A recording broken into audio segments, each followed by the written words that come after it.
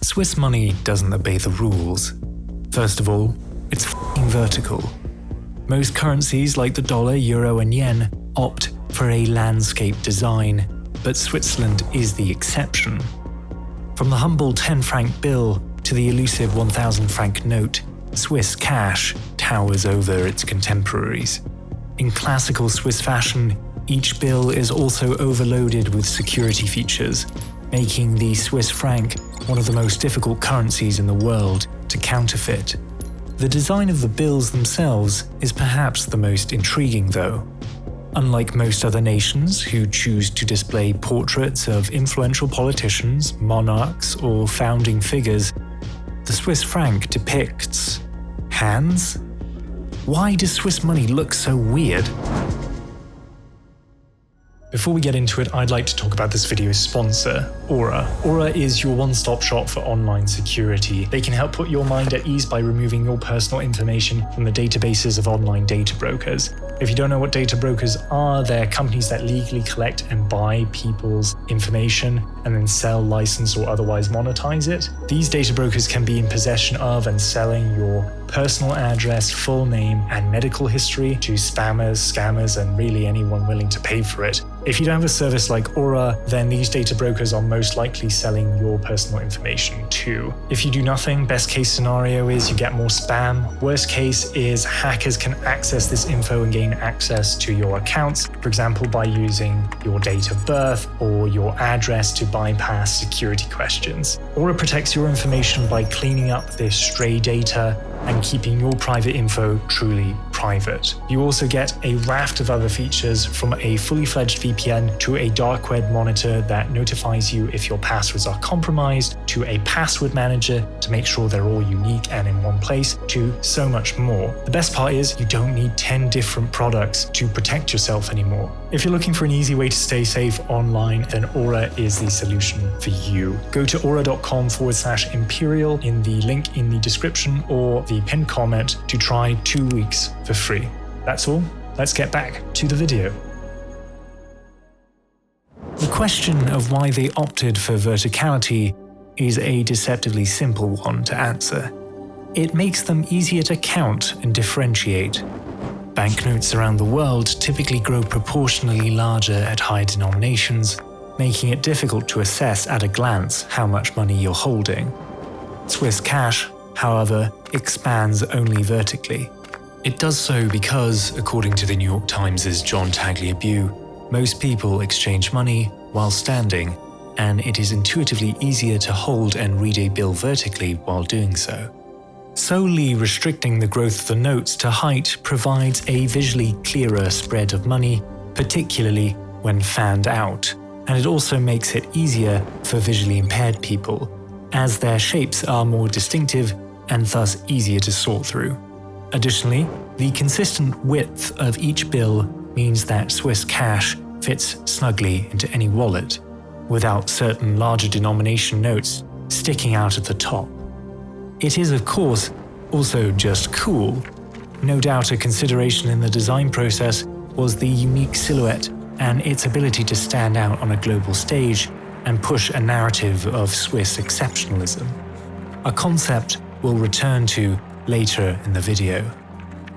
When Switzerland first introduced its vertical currency in 1995, it became the first paper money ever to be designed on a computer, and its security features were seen as so advanced and numerous that, according to the New York Times, it became a parlor game to try and spot the more than 20 anti-counterfeit measures integrated into the design. Undoubtedly, Switzerland's newly acquired position as one of the world's leading financial centers incentivized the Swiss National Bank to depict the nation on the cutting edge of monetary security. The franc provided an ideal, highly circulated canvas upon which to prove this. Optics aside, there were good reasons to future-proof the Swiss franc, as it was at the time, and still is, regarded as a, quote, safe haven currency. The political and economic stability of Switzerland helped fend off currency volatility, and as a result, many foreign investors who sought to safeguard their wealth against inflation would often purchase large quantities of Swiss francs. Many would avoid storing their money in banks and instead opted to withdraw it and retain large quantities of physical bills. The 1,000 franc banknotes were, as a result, highly sought after. Space-efficient and highly valuable, one would not have to purchase a particularly large safe to squirrel away a veritable fortune. In that vein, in 1996, a staggering 77% of Switzerland's printed currency was actually held abroad by foreigners as a store of value. However, it isn't just foreigners that covet Swiss cash. In Switzerland, banknotes were the most popular form of payment up until 2022, when the debit card finally dethroned them. Culturally, the Swiss prefer a great degree of control over their finances and are suspicious of credit. As a result, many tend towards paper money, no doubt due to the historical prominence of Protestantism in the country and the associated values of thrift and financial diligence. Thus, the popularity of bills abroad and within Swiss society further increased the importance of their security and, in addition, their status as symbols of Switzerland. As far back as the early 20th century, Switzerland had been utilizing its currency, like many countries, as a vehicle to extol national values and propagate certain mythologies about the nation-state. In this 1938 500 franc bill, we can see a chemist in his laboratory exploring the frontiers of a nascent scientific field, and on this 1976 version of the 100 franc note is depicted the Ticino-born architect Francesco Borromini, with his design of the Baroque Santivo Church in Rome. Finally, in this 1948 1,000 franc note, the veiled spectre of death looms in the background of life, a lifeless child slumped over his bony forearm. The latter design, morbid as it is, was meant to communicate that death is as much part of life as birth, an inevitability that must be accepted. This artistic spread was named the Dance Macabre. These early iterations of the Swiss franc reflect traditions within the Swiss socio-political consciousness, the veneration of the sciences, of the arts, and in the case of the depiction of death's immutable influence on life, of philosophy. It is no wonder then that the modern versions of the Swiss franc share similar themes. The 1995 batch depicted influential Swiss figures such as the architect Le Corbusier, whose unique blend of intelligence and insanity led him to develop architectural monstrosities like the theoretical Plan Voisin, a scheme that would see 18 cross-shaped concrete apartment towers erected in the center of Paris.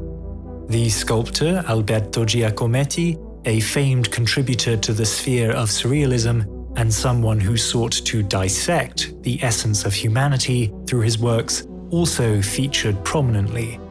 The gaunt, skeletal frames of his metallic sculptures striding across the rear of the 100 franc bill. The most recent designs, released from 2016 onwards, forego portraits entirely and instead focus on the theme cosmopolitan Switzerland expressed through hands. They are far more conceptual than their predecessors.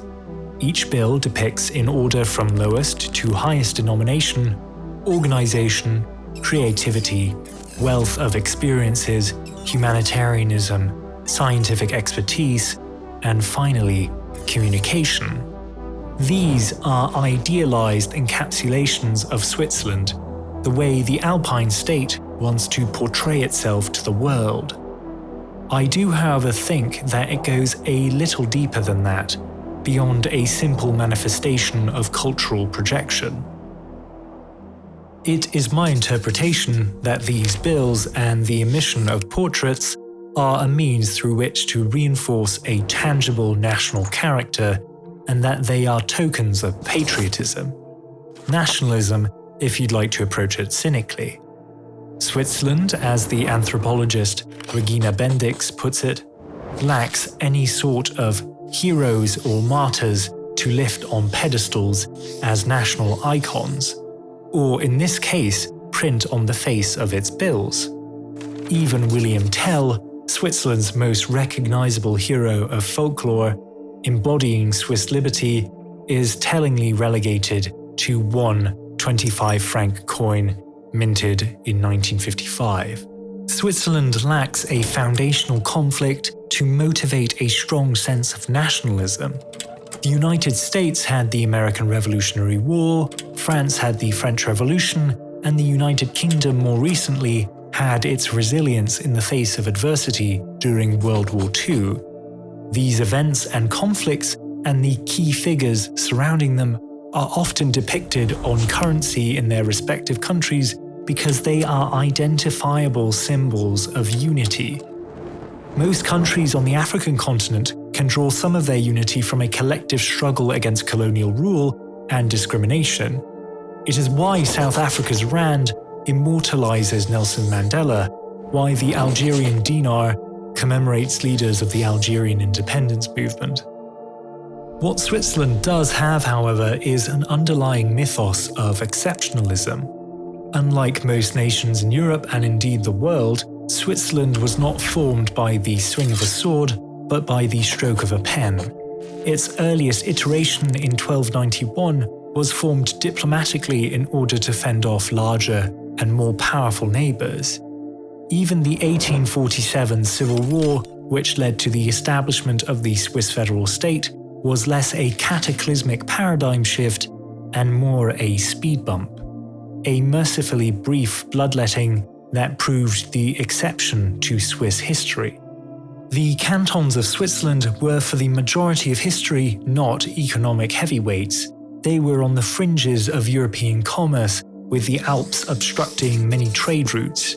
They lacked raw resources and were completely landlocked. This in addition to being political outsiders, preferring republicanism over monarchism. In these conditions, the Swiss state had to work hard to differentiate itself to survive, developing a tradition of neutrality, establishing specialized handicraft industries, a unique democratic system, and shining in the field of science, art, and philosophy. It is this mythos upon which the modern Swiss franc draws its iconography. In place of a monarch, a president, or a revolutionary leader, of which Switzerland has no truly influential substitute, are depicted these encapsulations of Swiss exceptionalism, of unique ideals that supposedly helped propel average old Switzerland to prosperity. Switzerland is also a state of diverse cultures and languages, and as a result, no single individual or event can fully embody the nation on a banknote. Thus, the currency turns to the idea of Switzerland with all of its exaggerations and embellishments, and indeed the typically uncritical myopia of narratives of nationhood. I think this is also why the euro, for example, lacks portraits on its bills, because for a geopolitical entity as diverse linguistically and culturally as the European Union, any one person cannot possibly be representative of the whole bloc. It is better to invoke an idealized, aspirational version of the state when attempting to represent it on currency. Switzerland has taken that line of thinking and run with it. Swiss money is adorned with scientific imagery, beautiful vistas dotted with mountain ranges, abstractions of artistic endeavor, and allusions to neutrality. Previous designs of the Swiss franc did include people, but I think they too were meant to represent Switzerland's ideals rather than themselves act as national figures. They were conduits to exemplify Swiss exceptionalism, all of them creatives and scientists, not generals, political leaders, or revolutionaries, just regular individuals with exceptional skills, which, if you think about it, is about as close to a human manifestation of the mythos of Switzerland as you can get. Benedict Anderson notes in his book Imagined Communities that Switzerland's status as a multi-ethnic state guided it in remaining neutral with its neighbours, whose linguistic offshoots resided there. Italians in Ticino, French in Geneva, Germans in Schwyz. However, this atomization of the nation, also seen in a lack of a common religion and its relative economic backwardness, meant that a coherent Swiss nationalism did not appear until around 1891. By this point, many other nations had codified national characters through linguistic or ethnic homogeneity. Switzerland had not. But since it was a latecomer, it was instead able to construct a modern nationalism, a vision of the nation not based off of heroes or martyrs associated with the dominant ethnic class or shared past glories, but of ideals that bridge linguistic and ethnic chasms. Organization, creativity, wealth of experiences, humanitarianism, scientific expertise, and communication. In the words of Anderson, modernity rather than antiquity characterizes Swiss nationalism. The original designer of the vertical Swiss franc, Jörg Zinsmeier, said the banknote is a medium by which the identity of a nation comes to the fore. Staying true to this sentiment, the Swiss franc in its design tries to codify this imagined, idealized community in which Switzerland and its people are exceptional. The mythos argues they succeeded in spite of the historical hand that they were dealt, because of their pursuit of progress and innovation over all else. Motifs we have seen repeated in different eras of Swiss currency. Swiss money looks weird because it's more than just a means of payment. It is also a means of constructing the idea of the Swiss nation. Everybody, move your body.